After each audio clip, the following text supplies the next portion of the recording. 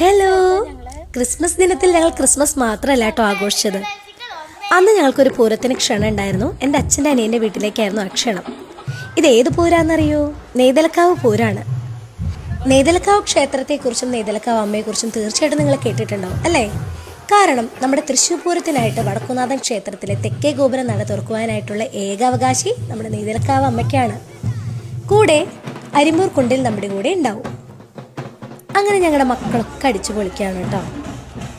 ഞങ്ങൾ കലാകാരന്മാർ ഒരുപാട് പൂരങ്ങൾക്കാണെങ്കിലും പള്ളിപ്പെരുന്നാളുകൾക്കാണെങ്കിലും പ്രോഗ്രാമിന് പോകാറുണ്ടെങ്കിലും ഇതുപോലുള്ള കാഴ്ചകളോ ആഘോഷങ്ങളോ ഒന്നും നേരിട്ട് പോയി എക്സ്പ്ലോർ ചെയ്യാൻ സാധിക്കാറില്ല. അതാണ് യാഥാർത്ഥ്യം. ആ കുട്ടികൾ അവിടെ ഡാൻസ് കളിക്കുന്നത് എനിക്ക് ഭയങ്കര കൊതി തോന്നി. കാരണം എൻ്റെ ആ സമയത്തൊന്നും ഞങ്ങൾക്ക് കളിക്കാനുള്ള സ്വാതന്ത്ര്യം ഉണ്ടായിരുന്നില്ല. അവർ എക്സ്പ്ലോർ ചെയ്യട്ടെ അല്ലേ. അങ്ങനെയാണ് ഞങ്ങളുടെ ആട്ടൻ ചേട്ടന്മാർ അവിടെ വന്നത്. അവരവിടെ വെച്ച് കണ്ടാലും ഞങ്ങൾക്ക് ഭയങ്കര സന്തോഷമാണ്. നമ്മുടെ സ്വന്തം ചേട്ടന്മാരാണ്. അങ്ങനെ ഒരുപാട് കാഴ്ചകളും പുതിയ പുതിയ അപ്ഡേഷൻസും